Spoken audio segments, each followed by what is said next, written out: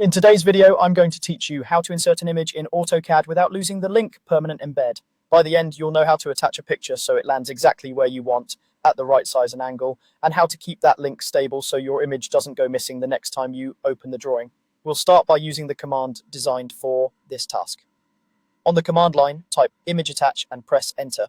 This opens a file dialog and tells AutoCAD you're attaching an external image reference, which is the standard and reliable way to bring pictures into a drawing. Next, select your image file. You can use common formats like JPG, PNG, or BMP.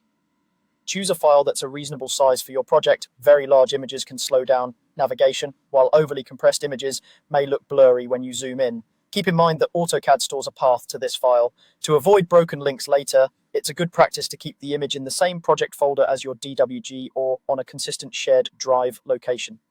Now it's time to place the image. Click in the drawing area to set an insertion or base point. This becomes the anchor for your image. If you prefer precise placement, you can type exact coordinates instead and press enter. Think about where you want the lower left corner of the image to live relative to your geometry, since that's how you'll align and reference it later. After placing the base point, enter a scale factor and press enter. A scale of 1 means the image comes in at its native size according to your drawing units. If your drawing is in millimeters and the image represents real-world dimensions, pick a scale that fits the space and maintains readability.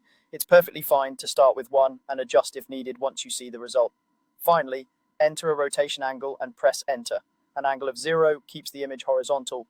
Positive angles rotate counterclockwise. If your photo was taken at an angle or you're aligning to a sloped feature, a small rotation can make it line up neatly with nearby geometry. That's it. You've attached the image, set its base point, scale, and rotation, and preserved a clear link to the file. To keep that link intact long-term, avoid moving or renaming the image file outside of your project structure, and keep your drawing and image